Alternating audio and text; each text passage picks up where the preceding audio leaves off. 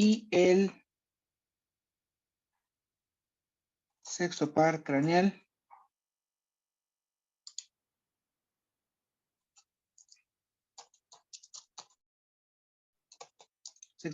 que es el nervio abducente.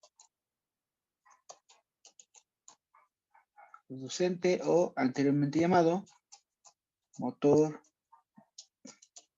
ocular externo. Entonces, les decía, el día de hoy vamos a hablar de estos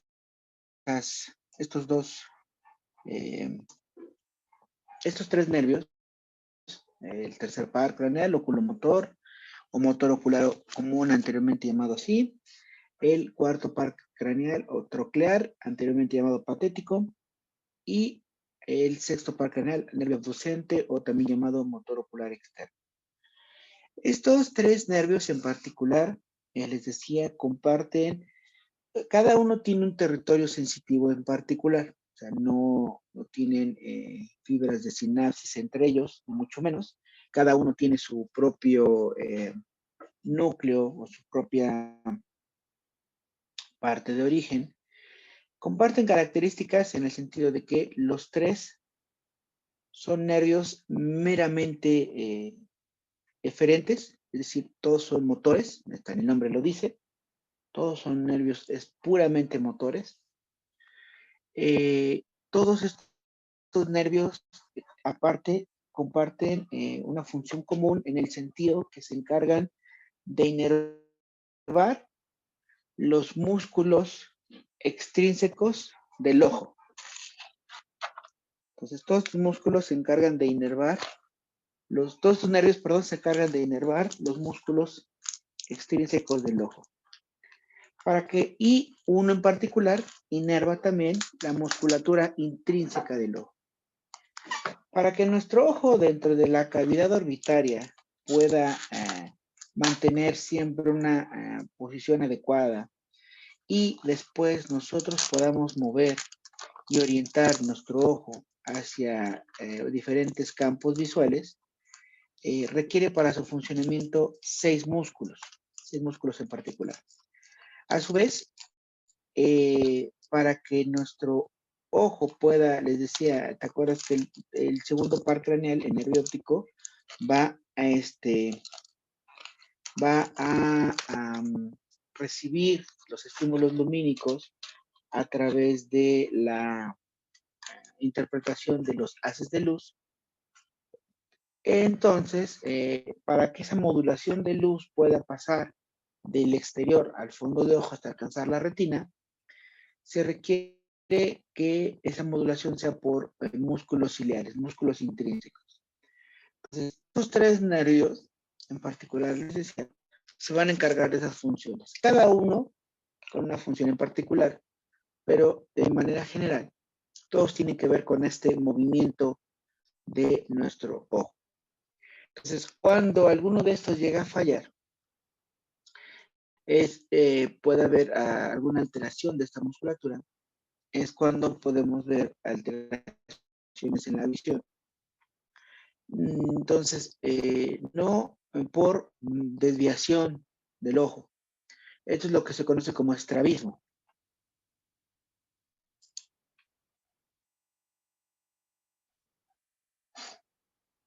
Ok, Anel, gracias. Entonces, este se conoce como estrabismo. Y el estrabismo puede ser, o sea, cuando el ojo no está bien colocado de manera central.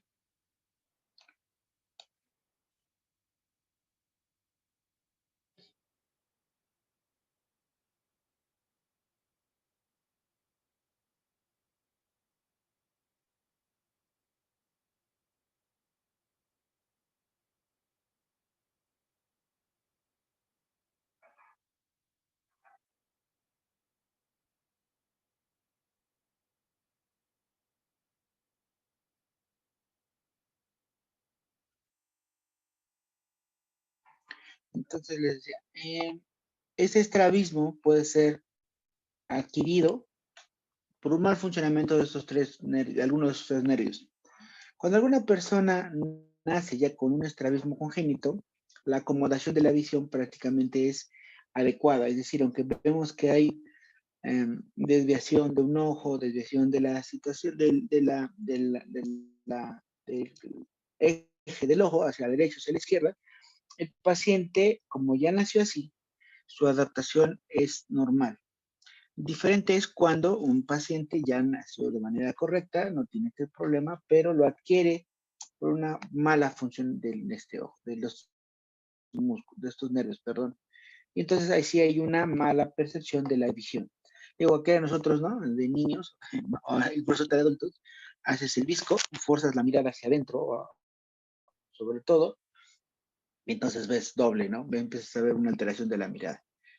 Entonces, bueno, vamos a ir analizando cada uno de estos tres nervios en particular, desde, como lo hemos platicado, su origen real, su origen aparente, sus recorridos, y si hay alguno que tiene algunas ramas o zonas de inervación o por donde va recorriendo, ¿vale? Entonces, les decía, los vamos a analizar en este conjunto por estas características compartidas.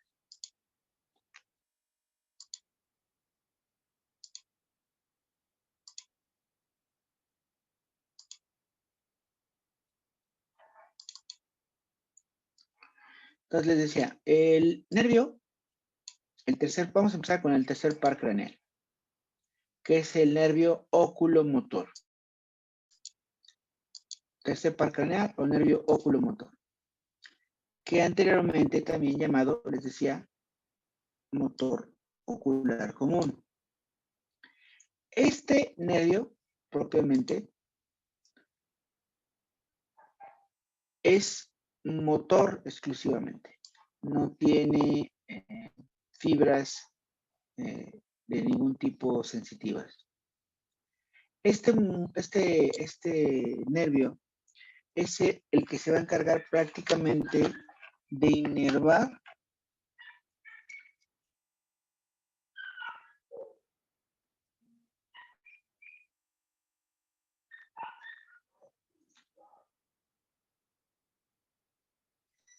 este nervio se va a encargar de inervar prácticamente toda la musculatura extrínseca del ojo, todas las que se encargan de mover el movimiento ocular, prácticamente todos, salvo algunos casos que ahorita los vamos a mencionar en particular.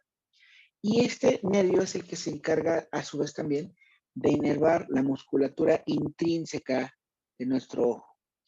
Cuando hablamos de musculatura intrínseca, nos referimos a los músculos que tienen que ver con la dilatación de la pupila principalmente, ¿sí? Que son los que se van a encargar de la modulación de la luz que ingresa al interior del globo ocular para poder tener una percepción en la agudeza visual, ¿sale?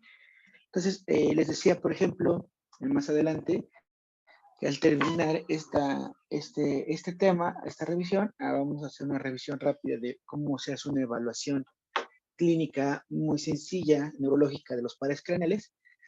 Y uno de los reflejos que se tiene para explorar este par craneal en particular es el reflejo de la miosis o la midriasis.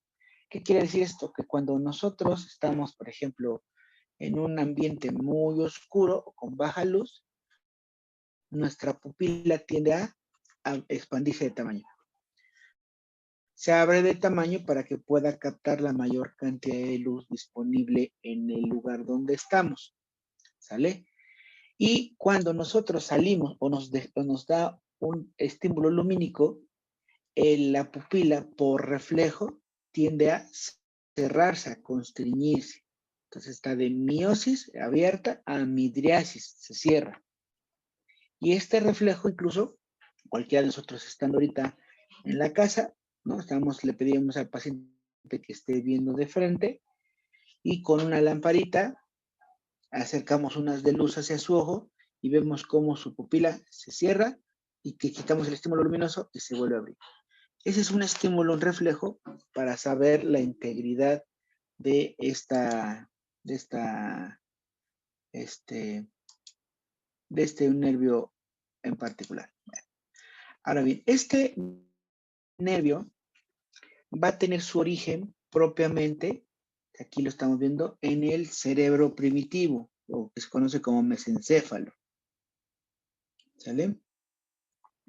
Va a tener su origen real, propiamente, espérenme, ¿dónde está mi, esta de anotación? Acá está. Este nervio, les decía, va a tener su origen real en dos núcleos.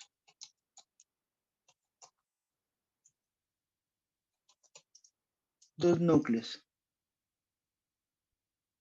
que van a estar ubicados propiamente en tanto entre la protuberancia, van a estar ubicados propiamente en la protuberancia, ¿sí? Y parte del mesencéfalo o del cerebro medio. ¿Sale? Entonces, les decía, nervio va a tener su origen en dos núcleos que van a estar ubicados tanto hacia la protuberancia como al mesencéfalo. Estos dos núcleos van a recibir el nombre de, primero, el núcleo, no sé por qué siempre no sé, núcleo oculomotor principal. Núcleo oculomotor principal. Y el otro es el núcleo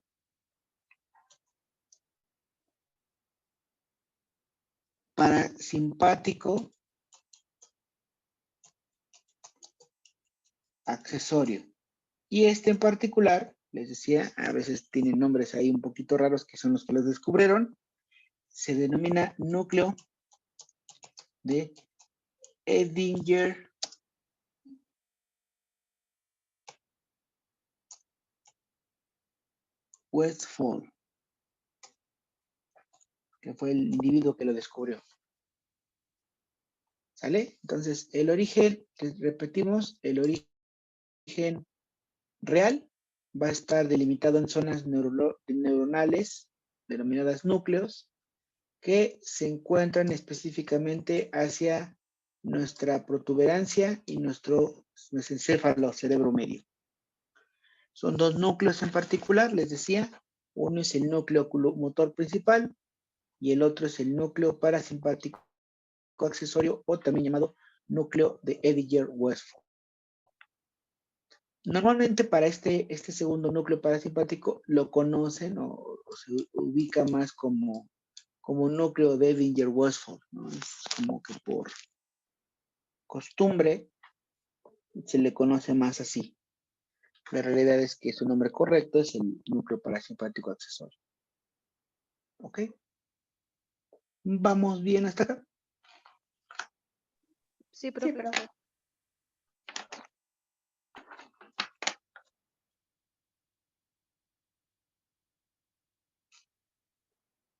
Sale. Entonces, vamos a empezar. Empezamos primero por dilucidar dónde se encuentra el primer núcleo, que es el núcleo oculomotor principal. ¿Sale? Este núcleo oculomotor principal, vamos a ubicar primero algunas estructuras para que lo vayan ubicando. Entonces, en la parte más posterior de nuestro cerebro, acuérdate que nuestro cerebrito va por niveles. Lo más, aquí le vamos a colocar todo el cerebrito y ahorita volvemos a poner. Entonces, recuerda que nuestro cerebro va por niveles. Lo más avanzado de nuestro cerebro, pues es las cortezas cerebrales, ¿no? Que es el telencéfalo. Y esto, los lóbulos, tanto lóbulos parietales, frontales, circunvoluciones y todo lo demás, es lo que nos diferencia de los animales, de los mamíferos inferiores, ¿no? Esto es lo que nos hace pensar, lo que nos hace razonar, lo que nos hace tener un pensamiento más crítico, más evolutivo, ¿vale? Toda esta del telencéfalo. Si vamos quitando por niveles, veremos que hay un prosencéfalo, que es lo que se conoce como parte del cerebelo, ¿sí? Estructuras que nos ayudan a guiar algunas estructuras propias de en movimientos finos sobre todo, ¿vale? Es el cerebelo. pero encontramos algo que se denomina el mesencéfalo y el cerebro primitivo. El mesencéfalo no es más que estructuras, ¿ven? Su nombre lo dice, mesencéfalo, está en el medio. Son estructuras propias de interconexión entre el lóbulo derecho y el hemisferio derecho y el hemisferio izquierdo de nuestro cerebro, ¿no? Para que puedan comunicarse. Y asimismo también son partes importantes en cuanto a integración de información que proviene del exterior, ¿vale? A su vez, encontramos lo que se conoce como el cerebro primitivo. El cerebro primitivo es todo aquello que no podemos manejar a voluntad y que nos sirve para poder mantener un funcionamiento correcto de nuestro cuerpo. Y se encarga de monitorear muchas situaciones extrínsecas vitales. Entonces, el cerebro primitivo propiamente va a estar formado por la protuberancia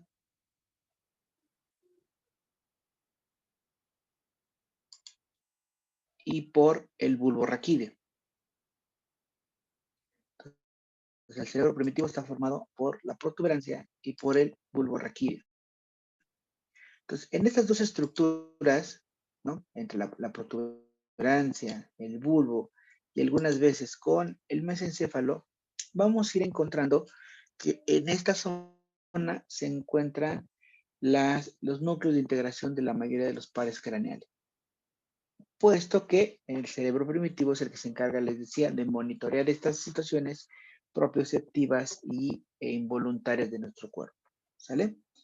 Entonces, bueno, un pequeño preámbulo para que ubicáramos las estructuras más generales de las que vamos a hablar. Si no va a decir, bueno, ¿y dónde está eso que me está usted hablando? Bueno, aquí está.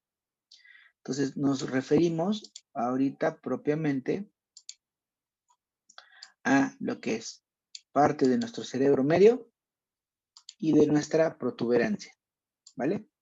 Ahora, dentro de nuestro cerebro medio, vean, aquí está, cerebro medio, lo estamos viendo desde atrás.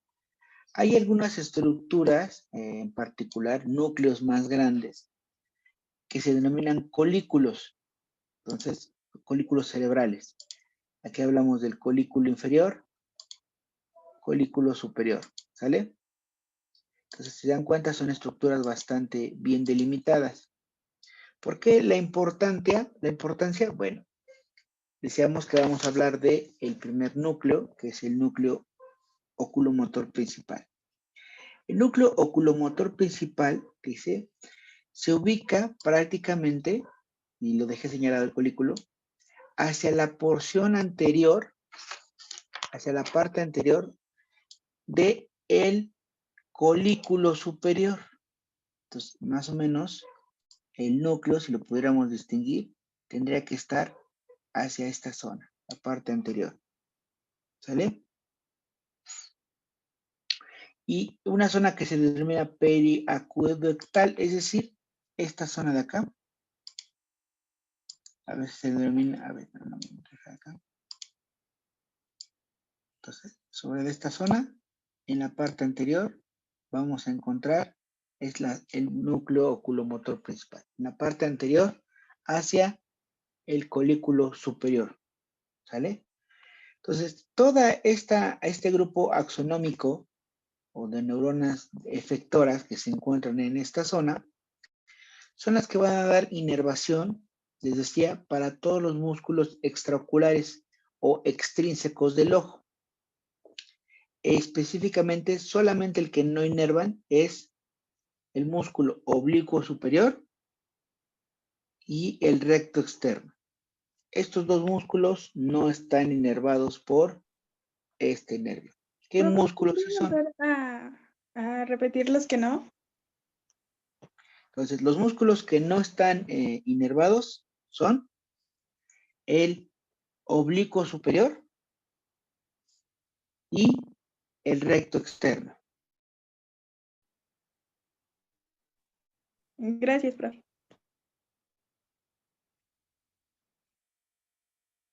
Entonces, vamos, y nos dirán, bueno, ¿cuáles son? ¿No? Entonces, ya los voy a escribir aquí. Denme chance. Bien.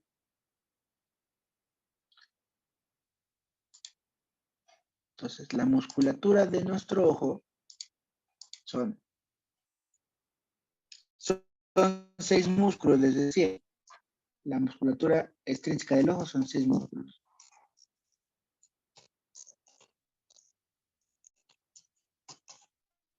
¿Cuáles son? Vamos a ponerlos todos. Recto superior.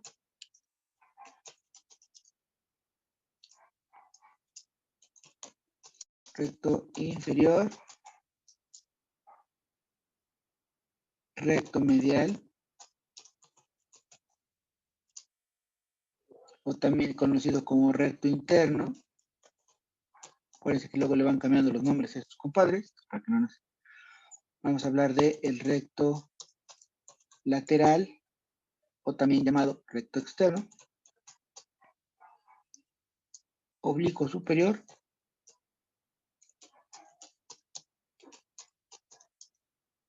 O también llamado oblicuo mayor. Y el oblicuo inferior, o también oblicuo menor. Entonces decíamos que este nervio en particular va a inervar prácticamente todos, a excepción de el oblicuo superior, y el recto externo. Entonces, estos dos no los inerva el músculo oculomotor, el nervio oculomotor.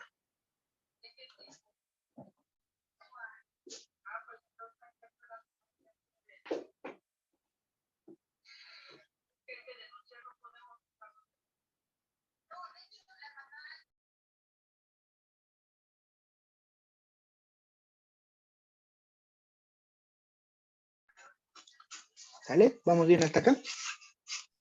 Sí, profe. Vale. ¿Puedo borrar ya esta lista? Sí. Dile ya.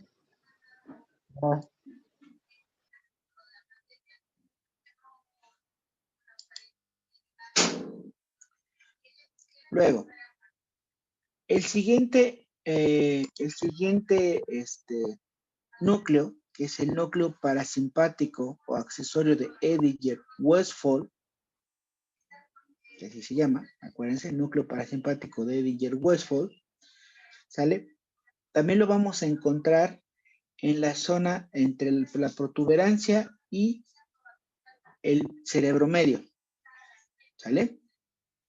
Ahora, este núcleo, perdón, lo vamos a encontrar hasta la parte posterior del núcleo principal. Prácticamente están un tanto juntos, ¿sale? Entonces, el núcleo parasimpático va a estar ubicado en la parte posterior al núcleo oculomotor principal.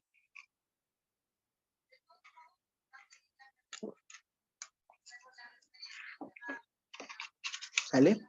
Este nervio oculomotor, este nervio, núcleo parasimpático, perdón, es el que se va a encargar de dar la inervación a los músculos intrínsecos del ojo.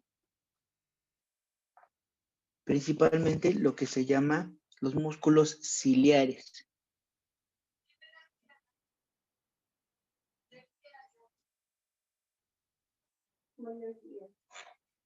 Entonces, este núcleo van a dar inervación a los músculos ciliares, que son los músculos constrictores de la pupila, del iris, y el músculo de los cuerpos ciliares, que tiene que ver con el reflejo de la acomodación. Entonces, déjenme salir de acá. Aquí en nuestro ojo, vean, aquí lo estamos viendo. Lo voy a hacer un poquito más grande. Vean. Esta zona, aquí, en el iris, que es lo que le da el colorcito a nuestro ojo, esta zona de acá, hay músculos, pequeños músculos que se denominan ciliares. ¿Vale? Aquí. Esto, el puntito negro que se ve, no es otra cosa que se llama la pupila. Entonces, cuando nosotros les decía, esta pupila funciona como un esfínter, es decir, es la capacidad de poder abrir o cerrar esta cavidad. Cuando nosotros recibimos, hay poco estímulo luminoso para que los bastones y los conos puedan percibirlos lo mejor posible, no estamos en la noche, ¿no? Y podamos observar adecuadamente, este esfínter se abre, entonces los músculos ciliares hacen una tracción hacia atrás y entonces nuestra pupila aumenta de tamaño, se ve grandota, grandota, grandota. ¿Qué pasa cuando estamos ante un estímulo luminoso muy fuerte? Los músculos se activan y entonces la pupila incluso puede verse solamente como un pequeño puntito. Ahora bien, ¿sale? Eso se denominan reflejos de acomodación.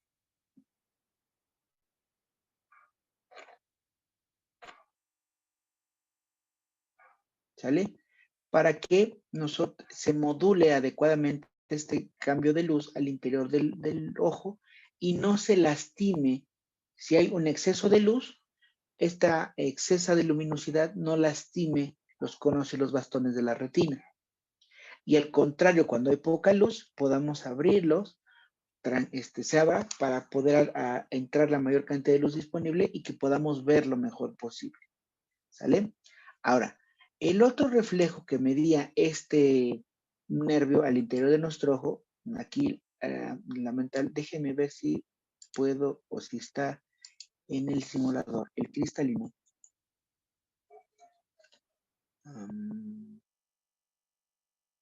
Bueno, vamos a verlo. Vamos a ver si es simulador.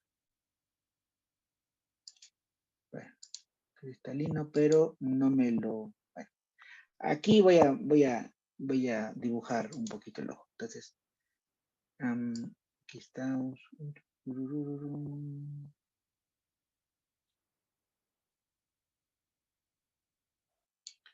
Aquí tendrá que estar nuestra pupila. Imagínense, con mucha gran imaginación, tengan en cuenta que hago mi dibujito con el mouse. O sea, el interior de nuestro ojo, es decir, aquí obviamente tendría que estar nuestro iris, y aquí estaría nuestra linda y hermosa pupila. Entonces, todo aquí, esa es la esclerótica, lo blanco que se ve de nuestro ojito, toda esta parte es el globo ocular. Y aquí al interior, acuérdate, va pegada la la fina malla de neuronas que se llama retina, ¿sale? Va por dentro, perdón por el mal dibujo, y confluye en el disco óptico para que se forme nuestro nervio óptico. Eso ya lo habíamos platicado. Bueno, una manera para que nosotros podamos generar que el estímulo luminoso que entra por la pupila pueda alcanzar adecuadamente la retina, tenemos un órgano que se denomina cristalino. El cristalino no es más que un lente como el que conocemos, un lente de cámara, aunque un órgano que es amplificador de imagen. Este cristalino puede cambiar de forma, ¿sale? Tanto hacia volverse o más ovalado o más redondo, dependiendo el objeto que nosotros queremos enfocar, ¿sale? Entonces, si tú tienes un objeto muy cercano o muy alejado, este cristalino trata de mover su forma de manera involuntaria y de manera refleja para que el estímulo luminoso llegue a la retina y podamos ver de manera adecuada. Esta acomodación del cristalino para poder enfocar está mediada por músculos también que van a estar gobernados o inervados por el tercer par craneal. Entonces, como verás, este nervio es muy importante desde el punto de vista que la inervación a la que está brindando. Déjenme regresar otra vez a el nervio. ¿Sale? Entonces ya vimos la inervación motora. Entonces, ahora, desde estas zonas, desde estas desde estos puntos, acuérdate, estamos hablando de los núcleos. Voy a volver a marcar aquí el folículo superior. Entonces decíamos que en la parte anterior encontramos el núcleo oculomotor principal y en la parte posterior encontramos el núcleo parasimpático de Edinger-Westhoff. Entonces, a partir de esta zona, de estos, los axones tanto del núcleo principal como del núcleo parasimpático van a recorrer prácticamente toda la masa encefálica de nuestro, ¿cómo se dice? De nuestro mesencéfalo y cerca de la nuca con la protuberancia, ¿sale? Y entonces, en donde emergen propiamente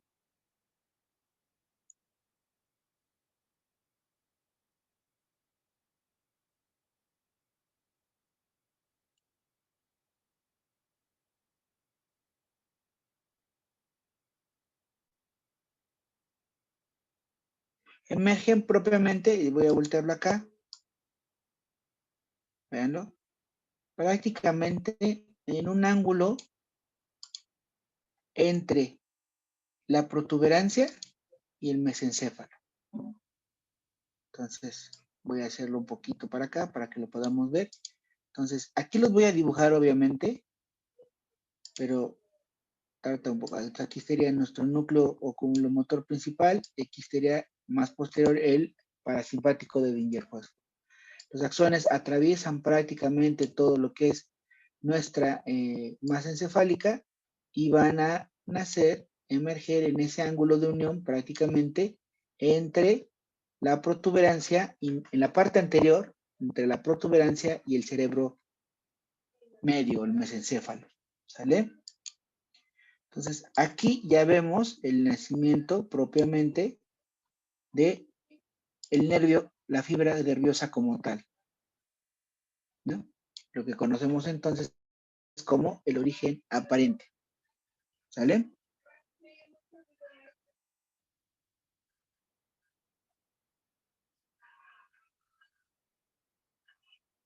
Entonces, una vez que nace este nervio, voy a poner aquí los huesos del cráneo para que los podamos ubicar. Sobre todo, esta zona se dirige hacia la base de nuestro cráneo. Entonces vamos a poner el occipital.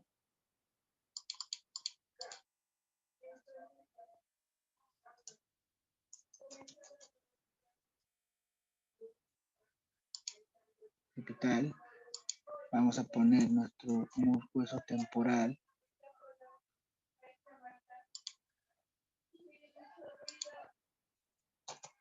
Y nuestros esfenoides. Ahí está. Entonces vamos a ponerlo de esta perspectiva. Ahí está. ¿Sale? Entonces prácticamente desde el nacimiento, vean, se dirige de manera anterior. Entonces desde su nacimiento se dirige de manera anterior. ¿Vale? Y va a recorrer prácticamente el piso medio de la base craneal.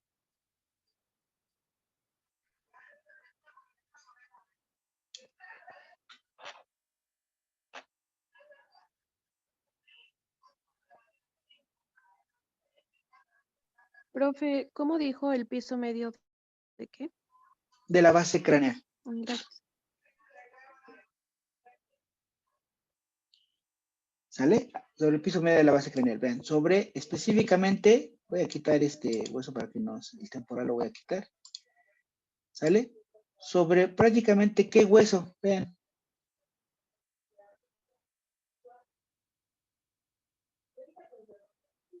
¿Qué hueso es este?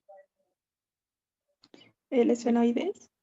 Exactamente, entonces se dirige prácticamente sobre el piso medio, tanto vean, a un lado del cuerpo del esfenoides, ¿ya lo vieron? Aquí lo voy a poner de azul el nervio para que lo ubiquen.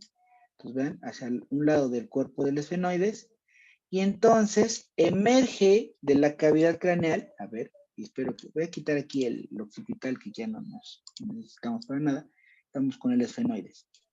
Y entonces, a ver, y ubíquense otra vez. Lo estamos viendo desde atrás, ¿vale? Entonces, esfenoides, ¿estas qué son? ¿Las qué? Las salas mayores. Las mayores. Mayores. Estas, Las salas menores. exactamente. ¿Y cómo se llama este espacio que limitan las salas mayores y las salas menores? Este agujerito en forma de ojal. ¿Es la escotadura esfenoidal? La escotadura o hendidura esfenoidal, efectivamente. Entonces, una vez que sale o emerge este nervio oculomotor y se dirige hacia el piso medio de la base del cráneo, a un lado del cuerpo del esfenoides, se dirige hacia la hendidura o escotadura esfenoidal y es por ahí donde abandona la cavidad craneal, por la hendidura esfenoidal. Acuérdate, y vamos a ponerlo aquí voy a quitar tantito el ojo. Entonces, acuérdate que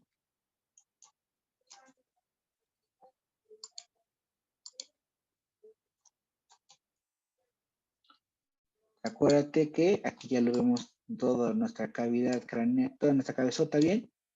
Aquí vemos al fondo nuestro esfenoide, lo voy a poner de azul. Acuérdate, aquí está todo, esto es la cavidad orbitaria.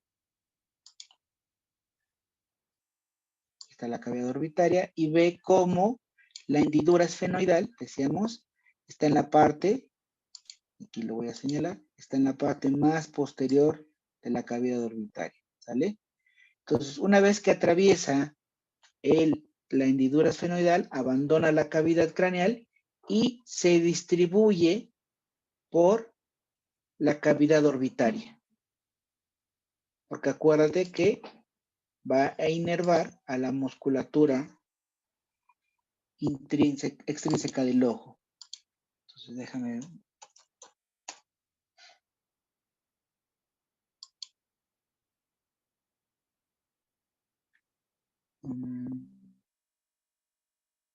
Entonces, recto medial.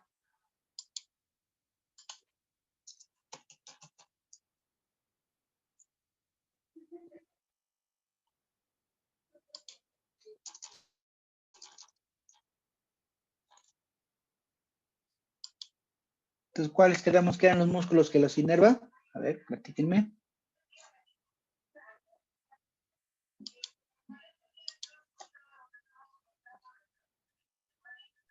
Era el recto superior, el recto inferior, el recto medial y el oblicuo inferior. A ver, vamos. Recto superior. Recto inferior. Y me falta ¿cuál? El oblicuo. ¿Oblicuo cuál? El oblicuo inferior.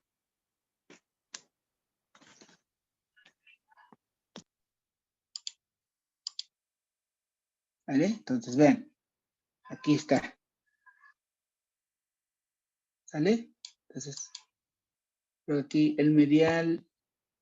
A ver, vamos a repasarlos. Recto superior. ¿Vale? Recto lateral. ¿Vamos bien? Recto inferior. Y el oblicuo inferior. ¿Sí?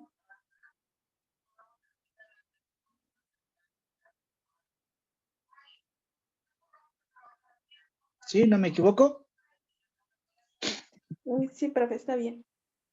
Entonces, este no, el recto medial no.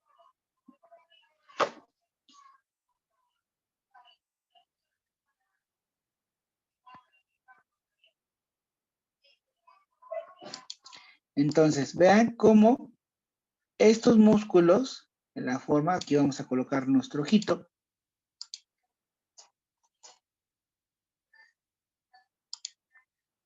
Ahí está. Vean la inserción de los músculos extrínsecos, que su función es la de, primero, todo el tiempo, cuando tenemos la vista hacia el frente, van a estar todos en una cierta contracción para que podamos mantener la vista al frente. Si necesitamos ver hacia arriba, este músculo, el inferior, se relaja, el superior hace tracción y el ojo se va hacia arriba. Entonces, gracias a estos músculos, vean, tanto en los 4 polos, superior, inferior, lateral, interno, y los oblicuos que van en esta zona aquí y en esta zona acá, hacen que nuestro ojo podamos hacerlo hacia arriba, hacia abajo, a la derecha, izquierda, pero también en movimientos intermedios, ¿no? Ojitos hacia adentro, hacia afuera, o podemos hacer girar nuestro ojo en ese sentido. Pues todos estos músculos que platicamos son inervados por el tercer par craneal, el nervio oculomotor, asimismo los músculos intrínsecos de nuestro ojo, que son dos, los que se encargan de poder aperturar la pupila para poder dejar ingresar mayor cantidad o menor cantidad de luz, y el reflejo de acomodación por parte del cristalino, que es el que nos sirve para poder enfocar adecuadamente lo que necesitamos ver. ¿Sale? ¿Bien? Entonces aquí lo podemos ver un poco más a fondo. ¿Sale? ¿Dudas hasta acá sobre este nervio? No, profe. No.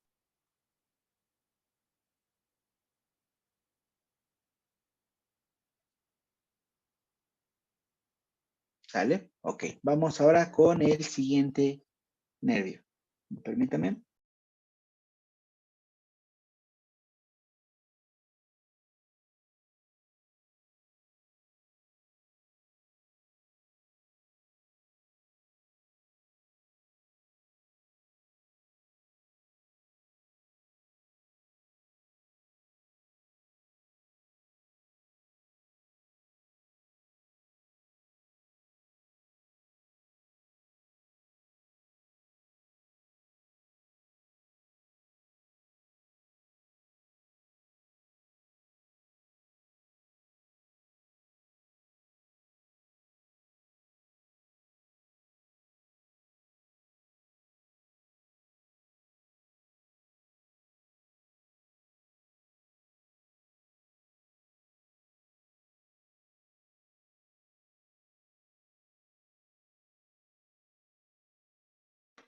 Siguiente nervio.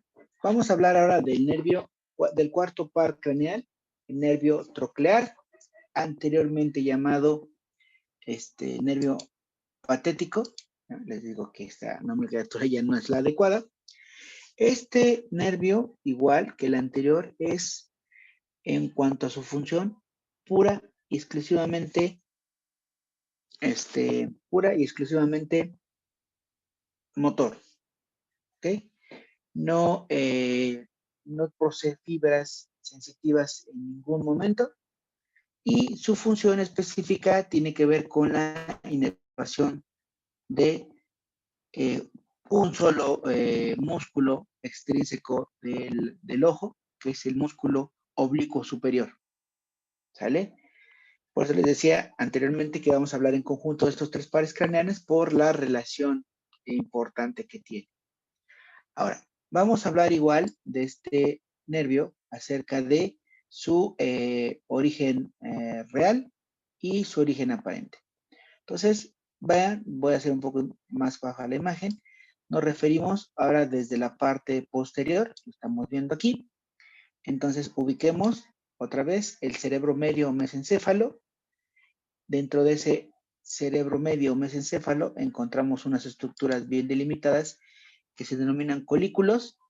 Entonces hablamos aquí del colículo superior y del colículo inferior. Y más abajo encontramos esa zona de unión en lo que se conoce como protuberancia. ¿Vale?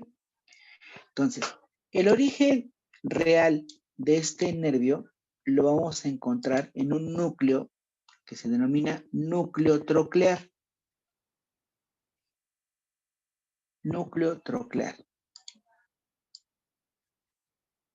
Entonces, el núcleo troclear se va a encontrar en un grupo o en una zona neuronal que se va a colocar en la parte anterior hacia, o con referencia del colículo inferior.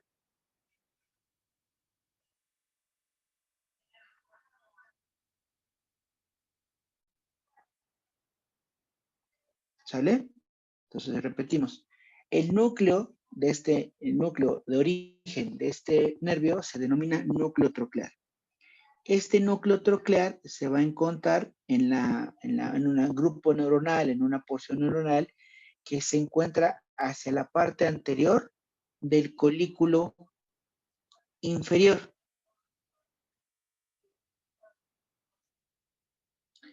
Entonces vean, desde esta zona, ¿no?, al interior de toda esta masa encefálica, se dirigen sus fibras en un sentido posterior.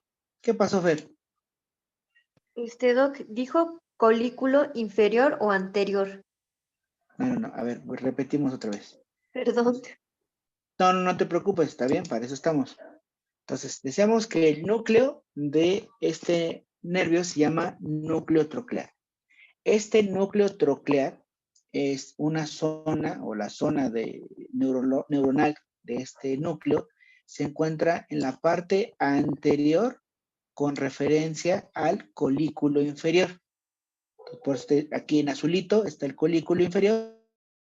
Entonces, hacia adelante de este colículo vamos a encontrar esa zona neuronal bien delimitada, que es el núcleo troclear. ¿Sale, Fer? Sí, Doc, ya, gracias.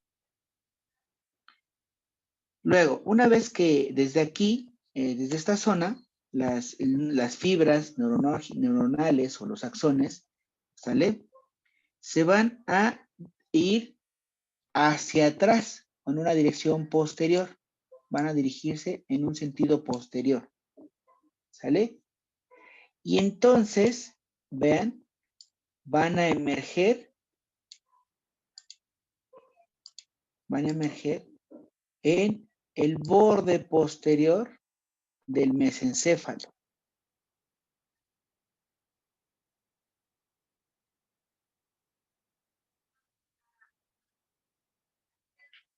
¿Sale? Entonces, el punto de origen aparente, donde ya vemos nuestra fibra nerviosa, es el borde posterior del mesencéfalo. Aquí ya lo vemos, ¿viste? Ahora, una vez que emerge, una vez que sale esta fibra nerviosa, una vez que ya la podemos ver como tal, ¿sale?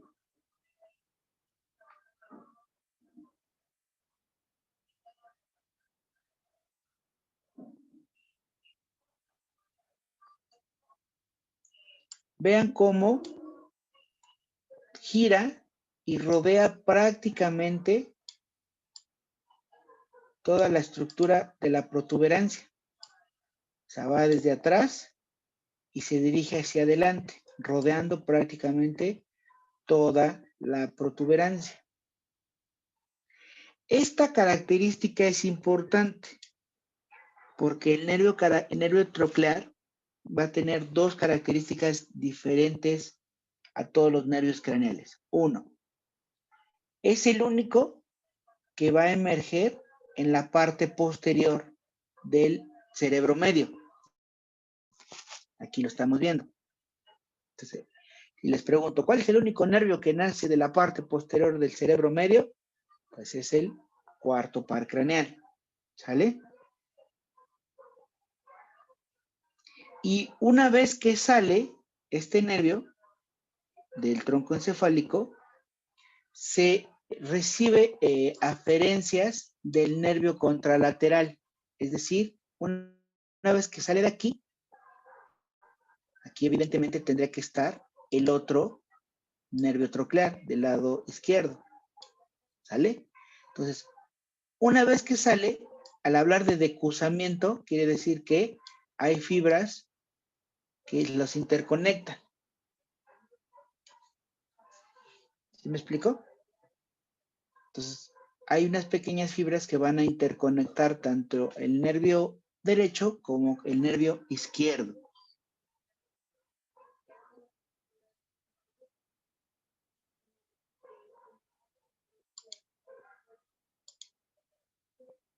¿Sale?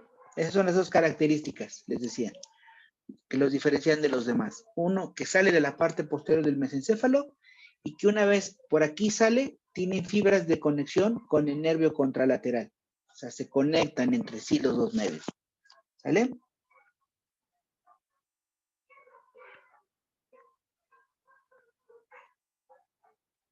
Entonces, una vez que sale, les decía, va rodeando la protuberancia y ahora vean, tiene una dirección en sentido anterior, es decir, se va hacia adelante.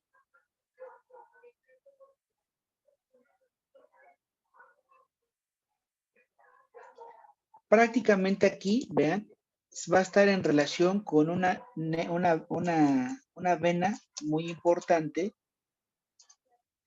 que se denomina, del cerebro, que se denomina seno cavernoso. ¿Te acuerdas que habíamos platicado que las venas de gran tamaño en nuestro cerebro se denominan senos? Las que platicamos más a profundidad o pudimos comentar más a profundidad, el famoso seno longitudinal superior, ¿no? El que va por dentro de la escama del frontal, los parietales y los occidentales. Bueno, en la profundidad de nuestro cerebro hay unas grandes cisternas venosas que se denominan senos cavernosos, ¿verdad? Por eso se le tiene ese nombre. Entonces, una vez que este nervio se dirige hacia adelante, prácticamente, vean, está en contacto o atraviesa este seno cavernoso, ¿sale? Tiene una relación importante ahí.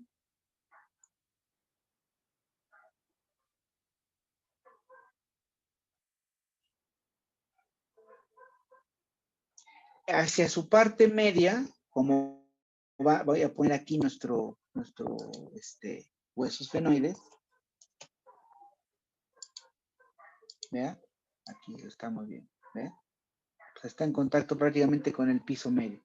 Se atraviesa el seno cavernoso y en esta zona, acuérdate, va a ingresar nuestra arteria cerebral media por el agujero oval.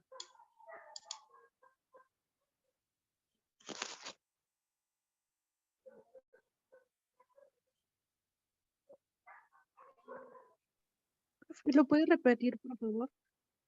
Entonces, aquí, en esta zona, te digo, a la altura del esfenoides, el piso medio, está en contacto con el seno cavernoso y la arteria cerebral media, que ingresa por el agujero oval.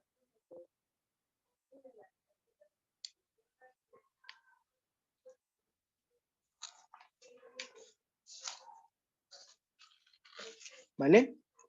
Y luego ve, sigue en ese trayecto anterior, pegadito a nuestra ala menor, aquí lo estamos viendo, y ve, ¿por dónde atraviesa? Por la...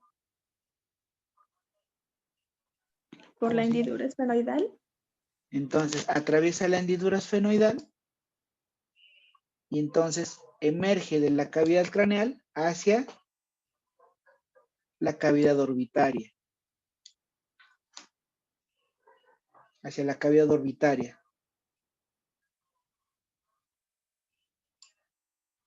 ¿Sale? Ahora, aquí ya en la cavidad orbitaria es donde va a inervar motoramente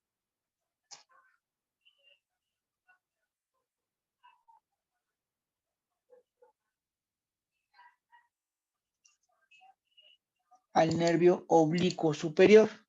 Aquí lo estamos viendo en azulito. ¿Sale? Este nervio oblicuo superior, vean, tiene unas inserciones un poco raritas, con un tendón reflejo. Es el que va a hacer rotar nuestro ojo hacia, de manera externa, una rotación externa con cierta traslación.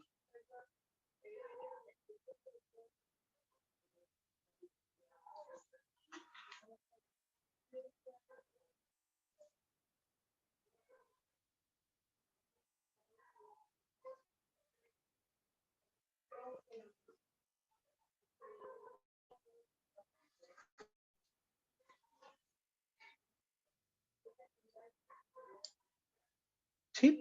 ¿Dudas hasta acá? Espero que no sí me estén agarrando la onda. Digo, sí siento que son términos ahí medio raros. Yo lo entiendo. Son nervios, digo palabras un poco raras, pero espero que no se me... Por eso digo, trato de ir un poquito lento y vamos con calmita para que no se me pierda. ¿Vale?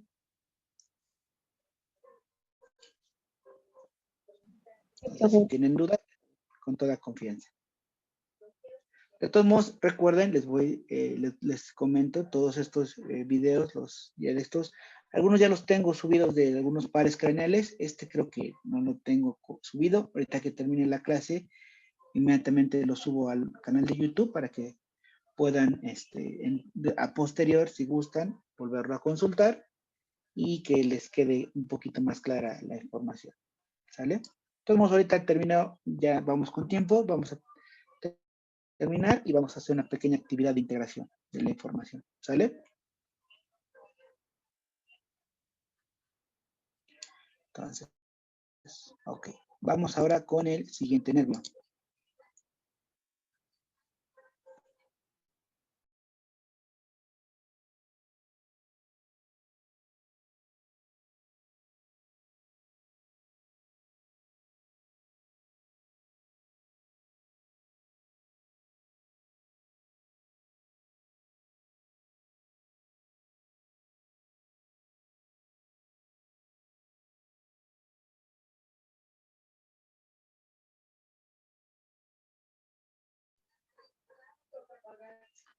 Vale. El último nervio de esta serie es el nervio sexto par craneal, también denominado nervio abducente o abducens también, algunos lo nombran así, abducentes, abducente o abducens, que en la nomenclatura anterior se denominaba motor ocular externo, ¿vale?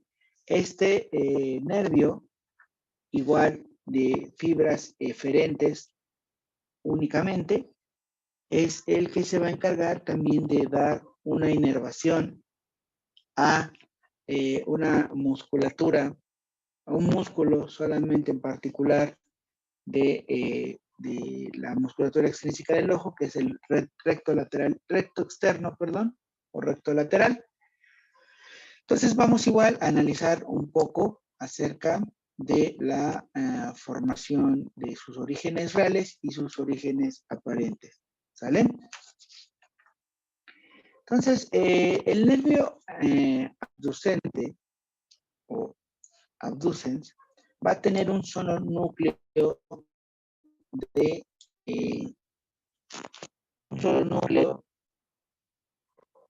de origen real. Así se denomina el núcleo abducente. El núcleo abducente. Entonces, el núcleo abducente es un núcleo muy pequeñito que va a estar prácticamente en la zona de la protuberancia. Pues aquí está en la protuberancia. ¿Vale? Entonces, ¿te acuerdas que los otros dos están en el mesencéfalo? Entonces, este núcleo de este sexto par craneal lo vamos a encontrar ahora en la zona de la protuberancia. ¿Sale? En un núcleo, en una zona que está, aquí lo voy a poner, prácticamente hacia la línea media e inferior de la protuberancia. Entonces vamos a tener el núcleo hacia la línea media e inferior de la protuberancia.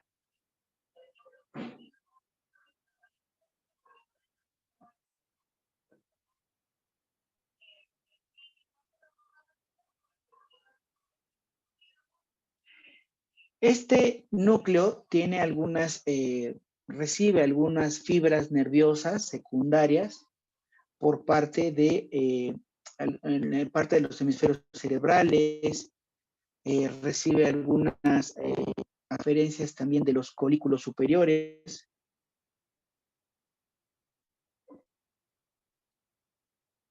Y recibe unas fibras de algo, aquí es importante, de algo que se denomina fascículo longitudinal medial. Entonces, repito, este núcleo también recibe unas fibras de algo que se denomina fascículo longitudinal medial.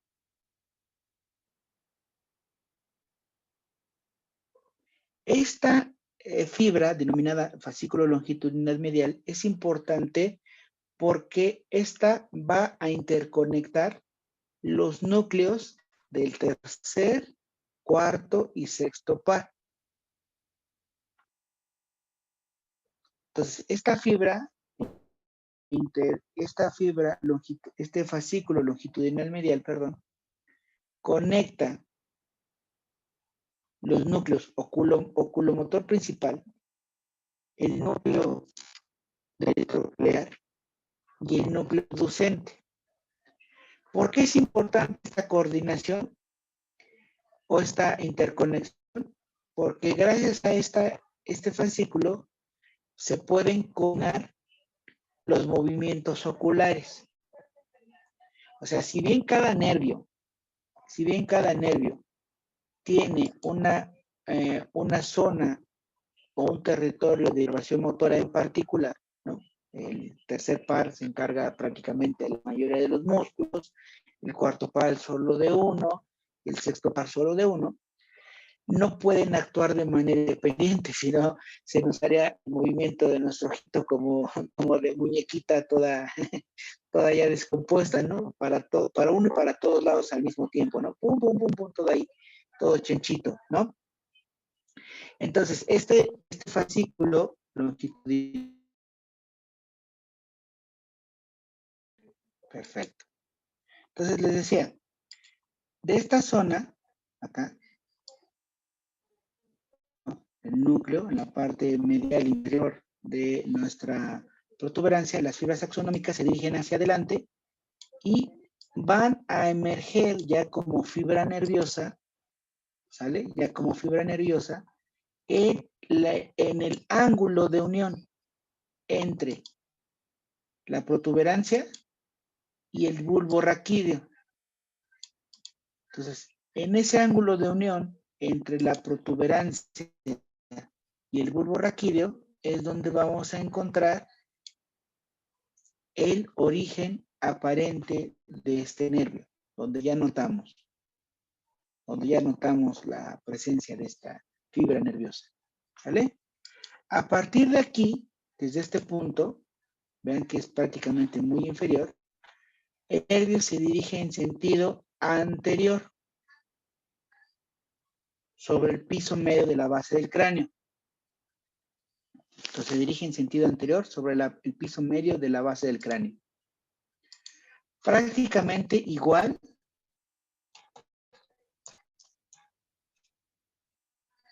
va a atravesar, vean, el seno cavernoso. Este es el seno cavernoso, ¿sale? Cavernoso.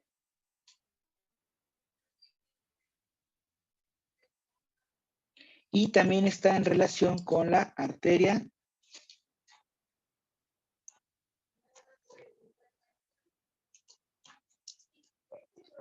en relación con nuestra cara interna. ¿Vean? Acá está. Entonces, en este primer trayecto en el piso medio de la base del cráneo, está en relación este nervio con el seno cavernoso y con la arteria carótida interna. ¿Sale?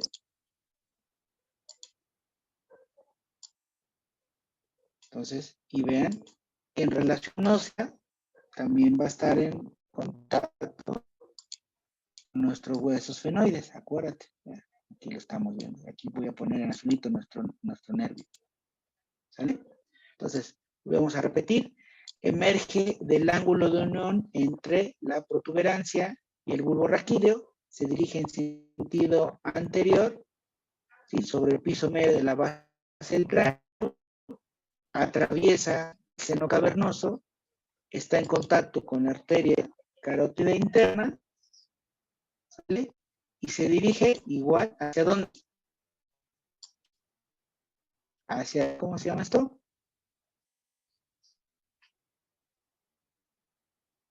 ¿Cómo se llama este espacio entre las alas mayores y menores? La hendidura esfenoidal.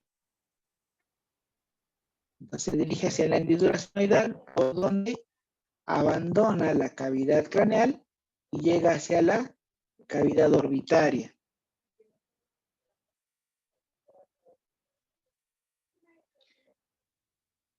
para dar inervación al músculo recto lateral del ojo.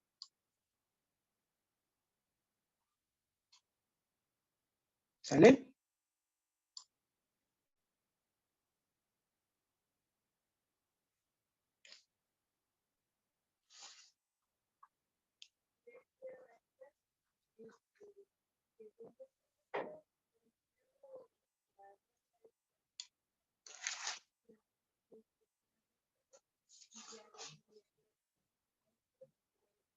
¿Dudas hasta acá?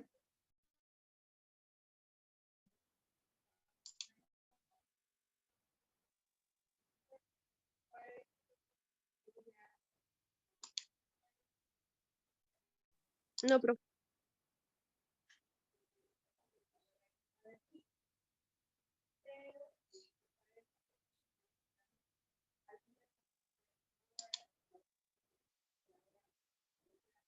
Vale. Entonces, déjenme, voy a detener la grabación.